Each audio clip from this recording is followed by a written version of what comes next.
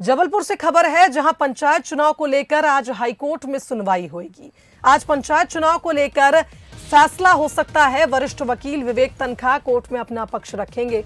पंचायत चुनाव से जुड़ी याचिकाओं पर एक साथ आज कार्रवाई होने जा रही है। बता दें, रोटेशन प्रक्रिया का नियम फॉलो न करने को लेकर याचिका दायर हुई थी और जितनी भी याचिकाएं हाईकोर्ट में दायर हुई हैं, आज सभी पर एक साथ सुनवाई होनी है। तो बता दें, कांग्रेस शासनकाल में हुए आरक्षण प्रक्रिया को अध्यादेश लाकर निरस्त करते हुए पुराने आरक्षण पर चुनाव कराना न्याय संगत नहीं है। ये आरोप इन याचिकाओं में लगाया गया है, जिसके चलते आज इन सभी याचिकाओं पर एक साथ हाईकोर्ट में सुनवाई होने जा रही है।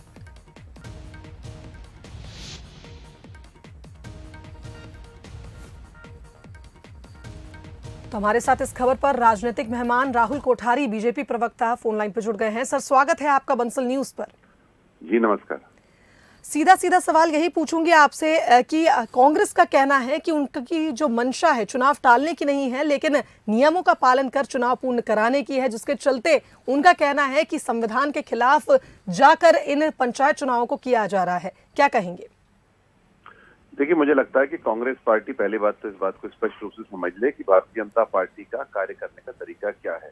हमारी सरकार ने नियम अनुसार जो भी चीजें होती हैं, जो प्रावधान होते हैं और जिस तरीके से चुनाव कराया जाना चाहिए, उसी दृष्टि में हम लोग पूरी तरीके से आगे बढ़े हैं।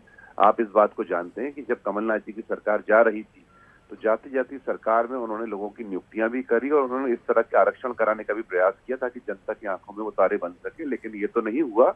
कुल मिला के जनता के सामने उनका सत्य आ गया कि कांग्रेस की सरकार जो है केवल और केवल लोगों को प्रपंच रचना चाहती थी। और पंचायत चुनाव के मामले में जो कांग्रेस अभी तक कहती रही कि राजीव गांधी जो है पंचायत चुनाव के या पंचायत व्यवस्था के जनक थे, वही कांग्रेस पार्टी के। राहुल जी, एक सवाल और ये भी बनता है, क्योंकि साल 2014 के बाद 2018 में निवाड़ी जिले का भी गठन हुआ था। ऐसे में नई पंचायतें भी बढ़ गई हैं, तो एक बड़ा सवाल ये भी है कि ऐसे में यहाँ आरक्षण किस तरह से लागू किया जाएगा, किस तरह से यहाँ पर ये पूरा मैनेजमेंट होगा? देखिए, सरकार के पास सारे नियम और प्रावधान होते हैं और सरकार अपनी व्यवस्था से काम कर रही है। हम लोगों ने बहुत स्पष्ट रूप से बात बोली है कि 2014 में जिस तरीके से सब चीजें हुई थी उसी को आगे बढ़ाया जाएगा। और जहां पर जिला पंचायतों के 2019 तक 19 में जो करने थे, जो नहीं हो पाए थे, उसको भी हम लोग वापस करने जा रहे हैं। तो हमें लगता है कुल मिला के कांग्रेस पार्टी रण में आने से बचने के लिए कुल मिला के प्रपंच रच रही है। खुद सीधे तौर पर नहीं, लेकिन अपने दूसरे वकीलों के माध्यम से जो है अपने बड़े नेताओं को वकीलों के नाम पे पैरवी करा के जो है इस तरह से चुनाव से बचने का प्रयास करी। उसको मालूम है कि आज चुनाव होगा तो उनके पास कोई नेता नहीं है, कोई नेतृत्व नहीं है, कोई नीति नहीं है, कोई नियत नहीं है। इसलिए कुल मिला के जो है वो चुनाव से बचकर अपने आप को रण छोड़कर भाग रही है।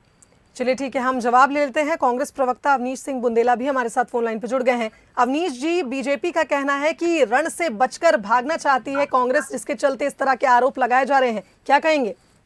देखिए, ये भाजपा का एक नया शगुफा है कि रण से बचने की बात, जबकि भाजपा खुद चुनाव से बच रही है। नहीं तो आप मुझे बताएं, 2014 के सीमांकन के आधार पर आप चुनाव लड़ रहे हैं, आपने आरक्षण प्रक्रिया पूरी की नहीं। 1035 पंचायतें और गठित हुई इस दौरान, आपने उनको शेप दिया नहीं, उनको रूप, असली रूप, आखिरी रूप दिया नहीं।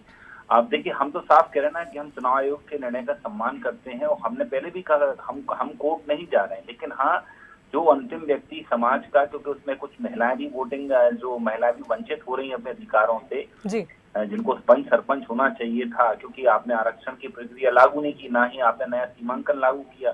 आप मुझे बताएं, 2014 से 2021 खत्म होने की ओर है, 7 साल से अधिक हो चुके हैं और 7 साल में से 15 महीने निकाल दें, बाकी यही सत्ता में रहे। तो मुझे इस बात का जवाब दें कि आपने आज तक इस ओर ध्यान क्यों नहीं दिया, और आज आप लेकर भी आए तो ऐसे समय लेकर आए कि जब तीसरी लहर भी मुहाने पर है।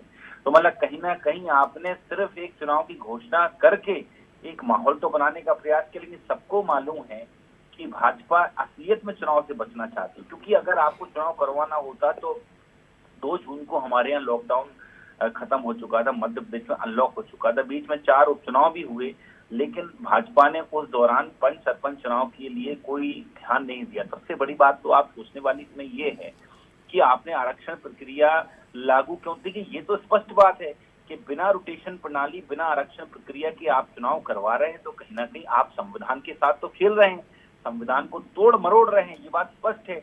अब इसमें भाजपा के नेता प्रवक्ता जो भी कहें, देखिए कांग्रेस पार्टी चुनाव से कभी बचना नहीं चाहती। कांग्रेस पार्टी ने सदैव, ठीक है, नतीजे जो भी रहे हों, हमने सदैव डटकर मुकाबला किया। और एक बात स्पष्ट मैं आपको बता दूं, जी। चुनाव से भाजपा बच रही है। और इसमें सबसे महत्वपूर्ण समझने वाली बात यह है कि आपने आज तक आरक्षण प्रणाली लागू क्यों नहीं की, रोटेशन प्रणाली आज तक आपने लागू। हम तो स्पष्ट बोल रहे हैं ना कि देखिए, पंच सरपंच चुनाव में कांग्रेस कभी अपना सिंबल नहीं देती है। कांग्रेस सदैव अपने जो लड़ते हैं उनको सपोर्ट करती है। तो इसमें डरने वाली या मैदान से भागने वाली कहीं कोई बात नहीं है। ये भाजपा का नया शगुफा है। असलियत बात यह है कि भाजपा को खुद को लगता है कि उसकी जमीन खसक चुकी है, क्योंकि भले ही अभी 4 उपचुनाव हुए, उसमें भले ही नतीजे हम एक ही सीट जीत पाए, लेकिन सबको बिल्कुल। तो आप दोनों के वक्तव्य से मुझे ऐसा लग रहा है अवनीश जी कि एक बड़ा सवाल अब भी बना रहेगा जब तक आज हाईकोर्ट में फैसला नहीं हो जाता। ये सवाल सभी को परेशान करेगा कि क्या मध्य प्रदेश में घोषित हुए पंचायत चुनाव समय पर होंगे या इनमें कुछ बदलाव किया जाएगा। बहुत धन्यवाद आप दोनों मेहमानों का इस खबर पर हमारे साथ जुड़ने के लिए। तो आपको बता दें, रोटेशन प्रक्रिया का नियम फॉलो ना करने को लेकर याचिका जो दायर हुई है, आज जबलपुर हाईकोर्ट में इन पर फैसला आने वाला है। एक साथ सभी याचिकाओं पर सुनवाई आज होनी है और इसके बाद ये भी क्लियर हो जाएगा कि घोषित हुए पंचायत चुनाव तय समय पर होंगे या इनमें कोई बदलाव किया जाएगा।